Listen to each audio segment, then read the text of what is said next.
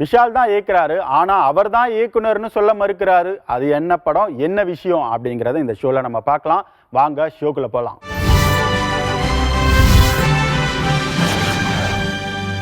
தீபாவளி முடிஞ்சது, சிறப்பான பண்டிகையா இருந்தது. நிறைய படங்களும் வெளியாச்சு.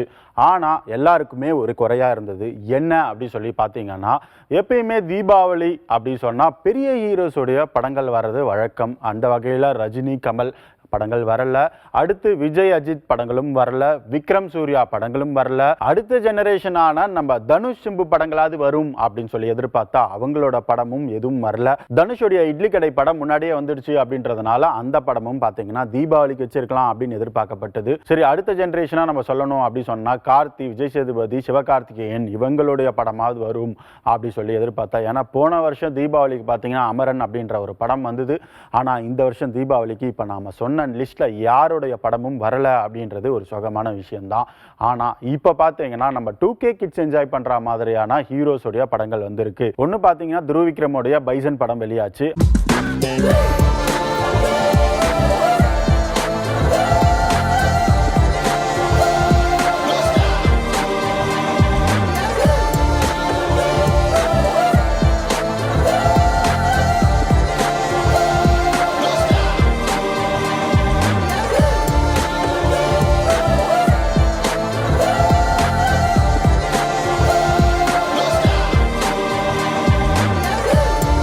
அடுத்து பார்த்தீங்கன்னா பிரதீப் ரங்கநாதன் அவர் முழுக்க முழுக்க கொண்டாடப்படுற ஒரு படங்களா இந்த தீபாவளிக்கு வெளிவந்திருக்கு அப்படின்னு சொல்லப்படுது.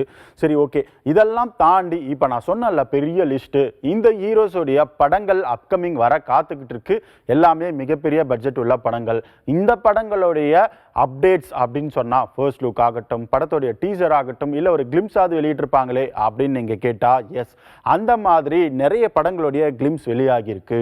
நெட்ஃபிளிக்ஸ் பார்த்தீங்கன்னா இந்த 2025ல நம்ம மைண்ட் ஆக்குபை பண்ணியிருக்கு. அந்த அளவுக்கு அவங்களோட ஒரிஜினல் வெப் சீரிஸ் ஆகட்டும், மூவிஸ் ஆகட்டும், இந்த மாதிரி நிறைய விஷயங்களை வந்து பண்ணிட்டு வந்துட்டு இருக்காங்க. இப்போ பாலிவுட்ல நம்ம ஷாருக் கான் அவர்களுடைய மகனான ஆரியன் கான் இயக்குன பேட்ஸ் ஆஃப் பாலிவுட் அப்படிங்கிற ஒரு வெப் சீரிஸ் பார்த்தீங்கன்னா வெளியாச்சு. இது அங்க இருக்கிற மக்கள்கிட்ட கொஞ்சம் வரவேற்பும் பெற்றது. இது தொடர்ந்து நிறைய வெப் சீரிஸ்கள் ஆகட்டும், படங்கள் ஆகட்டும் நெட்ஃபிளிக்ஸ் வந்து உருவாக்க ஆரம்பிச்சாங்க. ஆனா இப்ப இவங்களுடைய கவனம் அப்படியே தமிழ், தெலுங்கு பக்கம் திரும்பி இருக்கு. கிட்டத்தட்ட 6 ஒரிஜினல் வெப் சீரிஸ் படங்கள் ஆகட்டும் இவங்க கையில எடுத்திருக்காங்க. 6 வெப் சீரிஸ் படங்களை வந்து கொடுத்திருக்காங்க நெட்ஃபிளிக்ஸ் அப்படின்னு சொல்லி பார்த்தோம்ல. அதுல முதல்ல நம்ம பார்க்க போற படம் அப்படின்னு சொல்லி பார்த்தீங்கன்னா ஸ்டீஃபன்.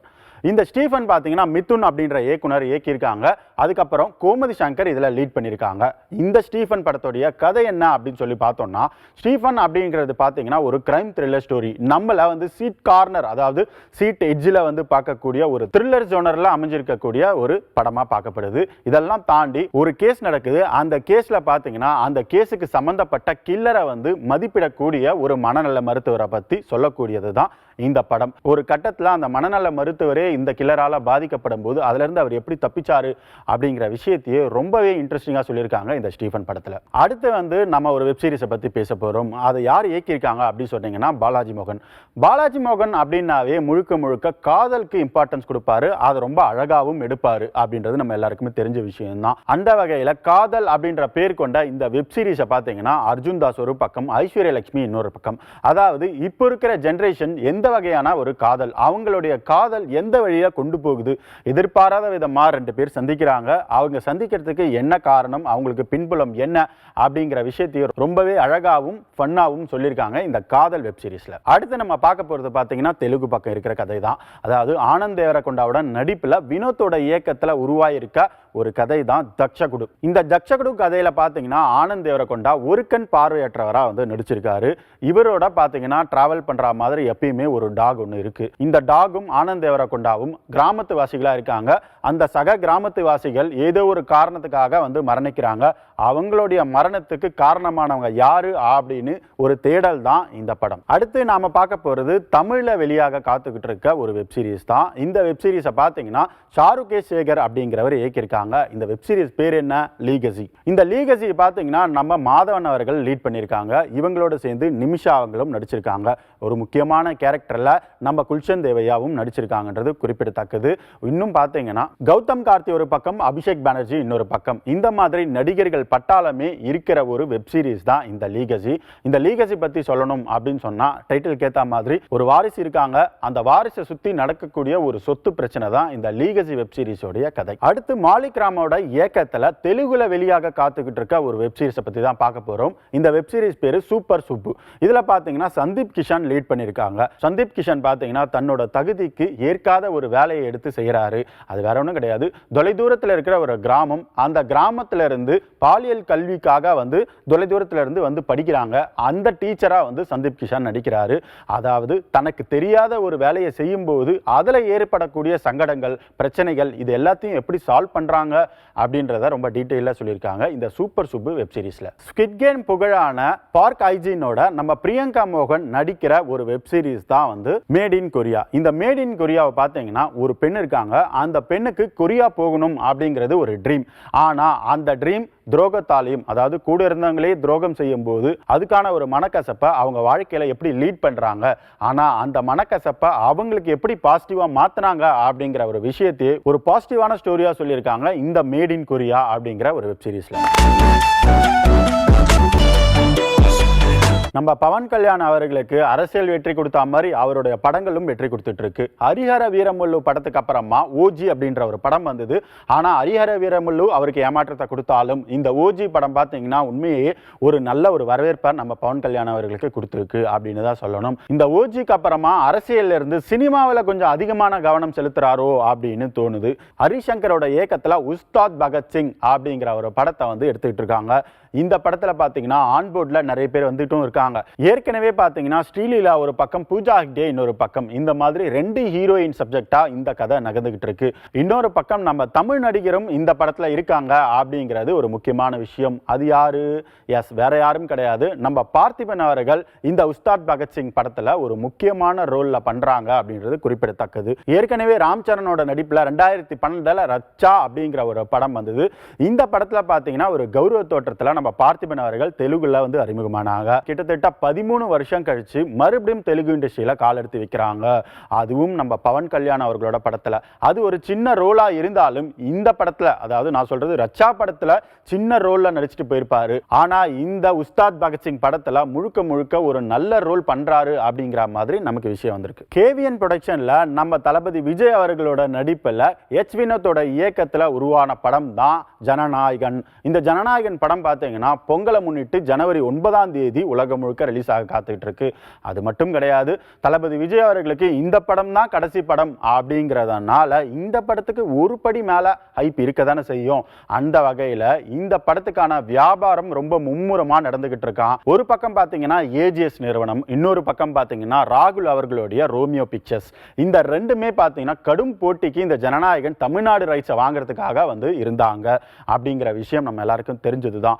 ஆனா இந்த போட்டியில யார் ஜெயிச்சா அப்படிங்கிறது, ரோமியோ பிக்சர்ஸ் சேர்ந்த ராகுல் அவர்கள் இந்த போட்டியில ஜெயிச்சிட்டாங்க அப்படிங்கிற விஷயம் கசிஞ்சிருக்கு. ஆல்ரெடி ரோமியோ பிக்சர்ஸ் ராகுல் பாத்தீங்கன்னா AK-64 படத்தை தயாரிக்க போறதா இருந்தாங்க.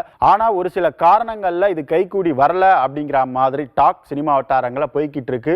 இன்னும் கூடிய சீக்கிரம் அபிஷியலான அப்டேட் வரும் இது AK-64 பத்தி. இப்போ ஜனநாயகன் படத்துக்கு வந்தோம் அப்படி சொன்னா தமிழ்நாடு தியேட்டரிக்கல் ரைட்ஸை நம்ம ராகுல் அவர்கள் ரோமியோ பிக்சர்ஸ் மூலமா வாங்கியிருக்காங்க அப்படிங்கிறது குறிப்பிடத்தக்கது. மலையாள நடிகையான மாளவிகா மோகனன் பாத்தீங்கன்னா தமிழ்ல கடைசியா வெளியான படம் தங்கலான். ஆனா இவங்க ஒரு பக்கம் மலையாளம், இன்னொரு பக்கம் தெலுங்குன்னு 2 இண்டஸ்ட்ரியிலும் ரொம்ப பிஸியா நடிச்சுட்டு வராங்க. தமிழ்ல அதை பத்தி தெரியாதுப்பா. சரி, ஓகே. இப்போ மலையாளத்துக்கு போனோம் அப்படின்னு சொன்னீங்கன்னா ஹிருதயபூர்வம் அப்படிங்கிற படத்தோட நம்ம மோகன்லாலோட சேர்ந்து நடிச்சாங்க அப்படின்றது குறிப்பிடத்தக்கது. ஆனா அப்பவே ஒரு சர்ச்சை கிளம்புச்சு. 65 வயதான மோகன்லாலோட வெறும் 32 வயதான மாளவிகா மோகனன் ஹீரோயினா நடிக்கிறாங்களே அப்படிங்கிற ஒரு பேச்சு சினிமா வட்டாரங்கள பரவுச்சு. இதெல்லாம் ஒரு பக்கம் இருந்தாலும் 65 வயசுக்கே ஃபீல் பண்றீங்களே, இப்ப 70 வயசு ஹீரோ கூட நடிக்க போறாங்களே, அதுக்கு என்ன பதில் சொல்ல போறீங்க அப்படிங்கிற ஒரு கேள்வியை நான் கேட்கல, மாளவிகா மோகனே கேட்பாங்க கொஞ்ச நாள்ல. அந்த அளவுக்கு அந்த ஹீரோ யாருப்பா அதை சொல்லு அப்படிங்கிற உங்களோட ஹைப் எனக்கு புரியுது. வேற யாரும் கிடையாது, தெலுங்கு நடிகரான நம்ம சிரஞ்சீவி தான். ஏற்கனவே சிரஞ்சீவி பாத்தீங்கன்னா மன சங்கர வரப்பிரசாத் காரு அப்படின்னு இவ்வளவு பெரிய பேர் இருக்குல்ல. இந்த படத்தோட நயன்தாராவும் சிரஞ்சீவியோட சேர்ந்து நடிக்கிறாங்கன்றது குறிப்பிடத்தக்கது. இந்த படத்தோட அப்டேட் சொன்னா வந்துட்டு இருக்கு. சரி, சரி, இந்த படம் ஒரு பக்கம் இருந்தாலும் இதை தொடர்ந்து இன்னொரு படத்திலும் கமிட் ஆயிருக்காரு நம்ம சிரஞ்சீவி அவர்கள். ஏற்கனவே வால்டர் வீரையா அப்படிங்கிற படத்தை இயக்குன பாபி அப்படிங்கிற இயக்குனரோட நம்ம சிரஞ்சீவி அவர்கள் கை கோர்த்திருக்காங்கன்றது தெரிஞ்ச விஷயம். ஆனா இந்த படத்துல தான் நம்ம மாளவிகா மோகனன் நடிக்க போறாங்க. சரி, ஏற்கனவே சொல்லியிருந்தல மோகன்லாலுக்கு 65 வயசு, 70 வயசான சிரஞ்சீவியோட நடிக்க போறதுக்கு இப்போ என்ன சர்ச்சை உருவாக போகுதோ. நான் என்ன சொல்றேன் அப்படின்னா, சினிமா அப்படின்னு வந்துட்டா அங்க வயசு வித்தியாசம் கிடையாது. யாரோட வேணா யார் வேணா நடிக்கலாம். அப்பதான் அது உண்மையான ஒரு கலைத்துறையா இருக்கும் அப்படிங்கிறத நான் சொல்லலப்பா. ஏற்கனவே புரட்சி தலைவர் அவர்கள் சொல்லிட்டு தான் போயிருக்காங்க. சரி, ஓகே, இப்போ நம்ம 99 வருவோம். என்னது 99 வயசா? சேச்சே, 99 கிடையாது. நம்ம ஆர்பி சௌத்ரி அவர்களுடைய தயாரிப்புல 99வது படம் தான் நம்ம விஷால் அவர்கள் இயக்க போறாங்க. அதை தான் பார்க்க போறோம். என்னப்பா சொல்ற, விஷால் இயக்குறாரா? பொறுங்க, என்ன விஷயம்னு நான் சொல்றேன். ஈட்டி அப்படின்ற ஒரு படம் வந்தது. இந்த படத்தை இயக்குனர் ரவி அரசு அவர்கள் தான் பார்த்தீங்கன்னா விஷால் அவர்களுடைய 35வது படமான இந்த படத்தை இயக்குறாங்க. இந்த படத்துக்கு மகுடம் அப்படின்னும் பேர் வச்சிருக்காங்க. ஆனா என்னவோ இந்த படத்துல பாத்தீங்கன்னா ரவி அரசு அப்பப்பதான் இயக்குறாரு, முழுக்க முழுக்க நம்ம விஷால் அவர்கள் தான் இயக்குறாரு அப்படிங்கிற ஒரு டாக் சினிமா வட்டாரங்களா போயிட்டு இருந்தது. அதுக்கான போட்டோஸும் சரி வீடியோஸும் சரி தொடர்ந்து வைரல் ஆயிட்டு இருக்கு சோசியல் மீடியால.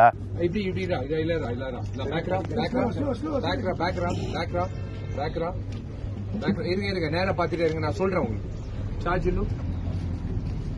பாருங்க, இல்லங்க நான் சொல்றேங்க, நீங்க எதுவும் பேசாதீங்க. சுரேஷ் அப்படி இப்படி பாருங்க, அப்படி இப்படி பாருங்க அப்படின்னு ஒருத்தர் பாருங்க, பாத்துக்கோங்க 2 பேரும். அப்படி பாருங்க, இப்ப லெஃப்ட் ரைட் ரா, இப்படி அழகா ரைட் ரா. இப்போ அவன் இல்லன்னு தெரிஞ்சு போச்சு, shock. Forward cutting one more. Vishal அவர்கள் பார்த்தீங்கன்னா ஒரு சில காட்சிகள் தான் இயக்குனாங்க. ஏற்கனவே ரவி அரசு அவர்களுக்கும் விஷால் அவர்களுக்கும் கொஞ்சம் வாக்குவாதம் இருக்கு. அதனால ரவி அரசு பார்த்தீங்கன்னா இந்த படத்துல இருந்து கொஞ்சம் வெளியே இருந்தாங்க. அதுக்கப்புறமா திரும்பவும் கண்டினியூ பண்ணிட்டு இந்த படத்தோட ஷூட்டிங் எந்த பிரச்சனையும் இல்லாம போயிட்டு இருந்ததுன்னு தான் நம்ம கேள்விப்பட்டோம். ஆனா இப்போ ரீசெண்டா பார்த்தீங்கன்னா ரவி அரசு இந்த படத்துல இருந்து முழுசா விலகிட்டதாகவும் நம்ம விஷால் அவர்களே முழுக்க முழுக்க டைரக்ஷன் பண்ணிட்டு இருக்காரு அப்படிங்கிற விஷயமும் பரவிக்கிட்டு இருக்கு. படம் ரிலீஸ் ஆகும்போது இந்த படத்துக்கான ப்ரீ ரிலீஸ் ஈவெண்ட் ஒன்று வரும்ல, அப்ப தெரிஞ்சிட போது யார் இயக்கியிருக்காங்கன்னு. ஓகே மக்களே, இன்னைக்கு ஏகப்பட்ட சினிமா விஷயங்களை பத்தி பார்த்தோம். நெட்ஃபிளிக்ஸ்ல என்னென்ன படங்கள் என்னென்ன வெப்சீரிஸ் வெளியிடுறாங்க, விஷால் அவங்க இயக்கிற படத்தை பத்தி பார்த்தோம். இந்த மாதிரி நிறைய விஷயங்களை நாளைக்கும் தொடர்ந்து பார்க்கலாம். இப்போதைக்கு சினிமா 2.0க்கு ஒரு எண்டு கார்டு கொடுத்துரும்.